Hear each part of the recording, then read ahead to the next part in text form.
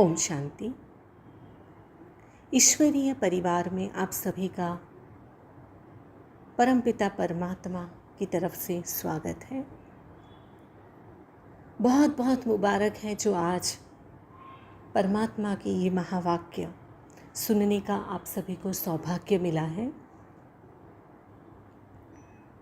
तो सर्वप्रथम हम परमात्मा के इस ज्ञान का मुख्य लक्ष्य क्या है उसे थोड़ा समझ लेते हैं। ये ज्ञान जो कि 7 दिन के 7 अध्याय के रूप में है, तो ये कब शुरू हुआ, क्यों शुरू हुआ, किसने शुरू किया, ये जानना भी ज़रूरी है। तो आइए इसे थोड़ा समझ लें।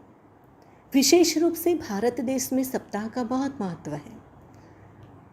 आए दिन अनेक जगहों पर सप्ताह का आयोजन होता रहता है। लोगों का मानना ऐसा है कि सप्ताह करवाने से बहुत पुण्य मिलता है, और यदि कोई आत्मा दिवंगत हुई है तो उसके जाने के बाद अगर सप्ताह करवाई जाए तो उसे सद्गति की प्राप्ति होती है। कहते हैं संगठित रूप में अगर सप्ताह सुनी जाए तो 7 पीढ़ी का उद्धार हो जाता है, और इसी मान्यता के आधार पर संगठित रूप में अनेक लोग सप्ताह सुनते हैं। आज दिन तक अनगिनत सप्ताह होती आई है, किंतु मनुष्य आत्माओं को सद्गति नहीं मिली। क्या कारण है? सप्ताह की शुरुआत कब हुई, किसने की, क्यों की? तो आइए इसे भी समझते हैं कि वास्तव में जब दुनिया में चारों ओर अंधकार छा जाता है, कौन सा अंधकार?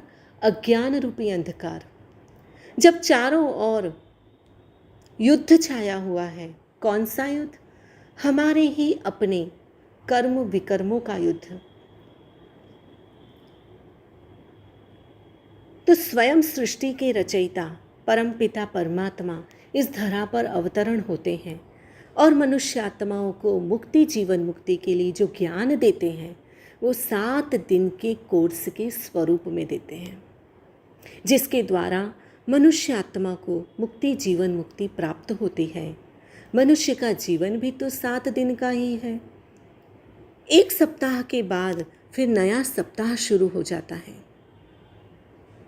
आप कहेंगे, आपके मन में सवाल भी उठेगा कि आपको ये किसने बताया? तो जैसे जैसे आप इस चरण में आगे बढ़ते जाएंगे, आपके सारे सवालों के जवाब मिलते जाएंगे। इस विद्यालय में भी साप्ताहिक कोर्स का विशेष महत्व है, और क्योंकि ये विद्यालय पूरे विश्व में फैला हुआ है, इसीलिए इसे विश्वविद्यालय कहा जाता है। क्योंकि परमात्मा के द्वारा इस विद्यालय की स्थापना हुई है, इसीलिए इसे ईश्वरीय विश्वविद्यालय कहते हैं। तो क्या होता है इस विश्वविद्यालय में? यहाँ पर शुरुआत में 7 दिन के स्वरूप में 7 पाठ दिए जाते हैं। प्रथम दिन स्वयं का परिचय। आज हम देखते हैं कि दुनिया में चारों ओर ज्ञान ही ज्ञान फैला हुआ है। लोग इधर से ज्ञान, उधर से ज्ञान, बहुत सारा ज्ञान बटोरने की दौड़ में हैं, लेकिन स्वयं कौन है, स्वयं क्या है, हमें क्या चाहिए, ये वो नहीं जानते। तो परमात्मा हमें प्रथम दिन स्वयं का परिचय देते हैं। दूसरे दिन खुदा का परिचय, यानी उसका परिचय। हम देख रहे हैं हर एक अपने अपने भगवान के लिए लड़ रहा है, तो वास्तव में परमात्मा कौन है, इन सर्वोपरि कौन है? तो दूसरे दिन परमात्मा का परिचय। तीसरे दिन परमात्मा जब इस धरा पर अवतरित होते हैं तो वो क्या कार्य करते हैं? क्या उसका जन्म भी साधारण रूप से होता है जैसे हमारा होता है? तो तीसरे दिन हम परमात्मा का दिव्य कर्तव्य समझेंगे। चौथे दिन सृष्टि चक्र। हमारे मन में सवाल होते हैं ना कि सृष्टि कब शुरू हुई, कब खत्म होगी, तो सृष्टि चक्र को हम जानेंगे। 5वें दिन कल्प वृक्ष। हमारे पुराणों के अंदर, धर्म ग्रंथों के अंदर कल्प वृक्ष का गायन है कि इसके नीचे बैठने से सर्व इच्छाएं पूरी होती हैं। और ये वृक्ष स्वर्ग में है, तो वास्तव में ये वृक्ष कहाँ पर है और इसके नीचे किस तरह से बैठा जाए, कैसे अपनी इच्छाएं पूरी की जाए, और आज दिन तक वैज्ञानिकों को ये वृक्ष क्यों नहीं मिला, तो इसे भी जानेंगे। छठे दिन भारत के उत्थान और पतन की कहानी। तो भारत, जिसके बारे में कहा जाता कि ये सोने की चिड़िया थी, तो ये अब रंग क्यों हो गया, ये इतना गरीब क्यों हो गया, इसे जानेंगे छठवें दिन। और सातवें दिन हम जानेंगे ईश्वरीय ज्ञान और सहज राजयोग, यानी कि भारत आज जो गरीब हुआ है, इसे फिर से सोने की चिड़िया कैसे बनाया जाए, फिर से वही सुख और शांति कैसे प्राप्त की जाए, और इसमें ईश्वरीय ज्ञान क्या भूमिका अदा करता है, उसका कैसे अभ्यास होगा और कैसे अनुभव होगा, इसे हम सातवें दिन जानेंगे। 7 दिन के इस प्राथमिक ज्ञान के बाद नियमित रूप से हर रोज इस क्लास में आने वाले ईश्वरीय ज्ञान प्राप्त कर सकते हैं। जीवन में कमी कमजोरी कैसे दूर हो, व्यसन मुक्ति कैसे हो, ये रोज रोज की क्लास में समझाया जाता है। विद्यालय के मुख्य केंद्र माउंट आबू से हर रोज एक लेसन दिया जाता है, जिसे रोज सुनाया जाता है। विद्यालय में बहुत से भाई बहन हैं जिनका विद्यालय में आने के बाद महान परिवर्तन हुआ है। अपने अपने जीवन में कई लोगों ने 10 वर्ष से 25 वर्ष से जो आदतें थीं उससे मुक्ति प्राप्त की है। अनेक विद्यार्थी अपनी बहुत सी आदतों से मुक्त हुए हैं और अपने जीवन में सुख और शांति को प्राप्त किया है। जीवन में कभी भी प्राप्त न हो सके ऐसी सुख, आनंद और शांति की प्राप्ति करते हैं। जीवन में महान परिवर्तन का अनुभव करते हैं। इस विद्यालय में प्रत्येक वस्तु कथनी के साथ करने यानी कि कर्म में कैसे लाई जाए ये सिखाया जाता है।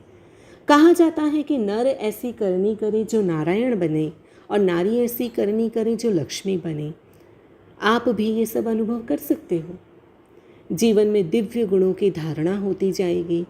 यहाँ किसी व्यक्ति के द्वारा दिया हुआ ज्ञान नहीं सुनाया जाता, क्योंकि अगर व्यक्ति के द्वारा दिया हुआ ज्ञान हो तो वो ज्ञान हर जगह पर एक जैसा ही होगा, परंतु यहाँ तो वो ज्ञान परमात्मा के द्वारा दिया हुआ समझाया जाता है। इसीलिए इस ज्ञान की कोई मर्यादा नहीं है, ये ज्ञान अमर्यादित है।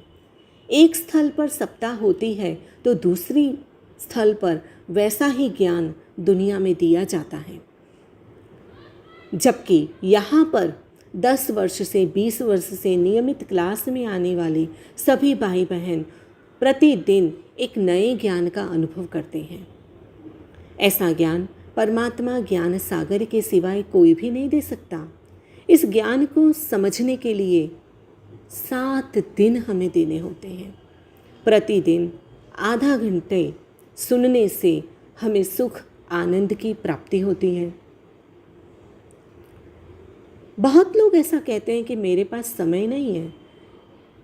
अच्छा, हम सभी के पास 24 घंटे हैं। 24 घंटे में से अगर 10 घंटे हम अपने व्यवसाय के लिए, 8 घंटे अपनी नींद पूरी करने के लिए, 3 घंटे हम मित्र संबंधियों से मिलने, उनके समाचार जानने के लिए, 2 घंटे दुनिया की बातों को सुनने के लिए और समाचार पत्र न्यूज़पेपर पढ़ने के लिए भी निकाल देना, तो भी 1 घंटा तो जरूर बचता है, जिसे हम ईश्वरीय ज्ञान को सुनने के लिए दे सकते हैं। मान लीजिए आप पिता हो और आप अपने बच्चे से कहते हो कि बच्चा, मुझे आपसे कुछ बात करनी है, आओ मेरे पास बैठो, और बच्चा आपसे कह दे कि मेरे पास समय नहीं है, तो आपको दुख का अनुभव होगा या नहीं होगा? होगा। तो यहाँ भी परमपिता परमात्मा, जिसे भक्ति मार्ग के अंदर हमने हमेशा तुम ही हो माता, तुम ही पिता हो, तुम ही हो बंधु, सखा तुम ही हो कहकर पुकारा है और उसे सर्व संबंधों से याद भी किया है, तो ऐसा पिता, ऐसी माता, ऐसा भाई, ऐसा सखा जब आपसे कहे कि मेरे पास बैठो, मुझे आपसे कुछ बात करनी है, तो क्या हम नहीं सुनेंगे? तो आएंगे ना। हम अपने जीवन का ये आधा घंटा प्रतिदिन देंगे या नहीं देंगे। यहाँ पर मुझे एक बहुत प्राचीन समय की एक बात याद आती है। पहले ऐसा माना जाता था कि जब कोई राजा कोई युद्ध लड़के आए और जीत प्राप्त की हो तो वो राज्य में ढिंडोरा पिटवाता था, ढोल नगाड़ा बजता था और राज्य के लोगों को पता चल जाता था कि हमारे राजा ने किसी पर विजय प्राप्त की है। तो युधिष्ठिर, जिनके बारे में हम जानते हैं, युद्ध में स्थिर रहने वाले, धर्मराज युधिष्ठिर, धर्म पर चलने वाले, ऐसे ही युधिष्ठिर, राजा युधिष्ठिर, उनका भी एक प्रण था कि द्वार पर यदि कोई याचक आए तो कभी भी उसे खाली हाथ न लौटाया जाए। तो एक बार ऐसे ही राजा युधिष्ठिर पूजा में बैठे हुए थे और द्वार पर एक याचक आया। याचक ने कुछ भिक्षा का आग्रह किया, उसने गाय दान में मांगी थी। द्वारपाल राजा के पास आए और उन्होंने समाचार सुनाया कि एक याचक आए हैं और वो गाय मांग रहे हैं। युधिष्ठिर ने कहा उन्हें गाय जरूर मिलेगी, सिर्फ उनसे थोड़ा समय ले लीजिए, उन्हें कहिए कि वो कल आएँ, कल इसी समय पर आएँ, उन्हें गाय जरूर मिलेगी। युधिष्ठिर के भाई भीम इस बात को सुन रहे थे और उन्होंने जाकर तेजी से ढोल नगाड़ा पीटना शुरू कर दिया। गांव के सारे लोग एकत्रित हो गए। उन्हें लगा कि जरूर हमारे राजा ने किसी राज्य पर विजय प्राप्त की है। ऐसे में राजा युधिष्ठिर ने भीम से पूछा कि तुमने ये नगाड़ा, ये ढोल पीटना शुरू किया, क्या किसी राजा ने, क्या किसी ने कोई विजय प्राप्त की है क्या? भीम ने जवाब दिया कि जी महाराज, आपने विजय प्राप्त की है। कि मैंने? जी हाँ, आपने अभी अभी उस याचक को एक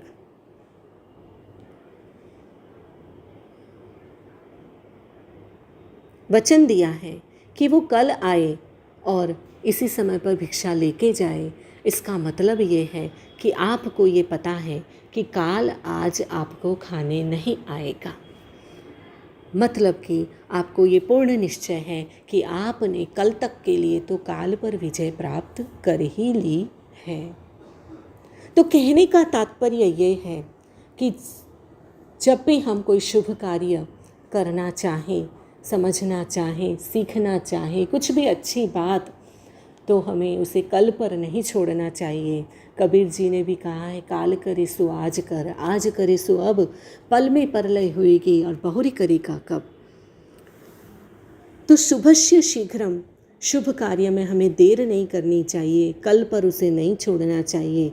लक्ष्मी यदि तिलक करने आए तो उसे कल आना ये कहकर दरवाज़ा बंद नहीं करना चाहिए।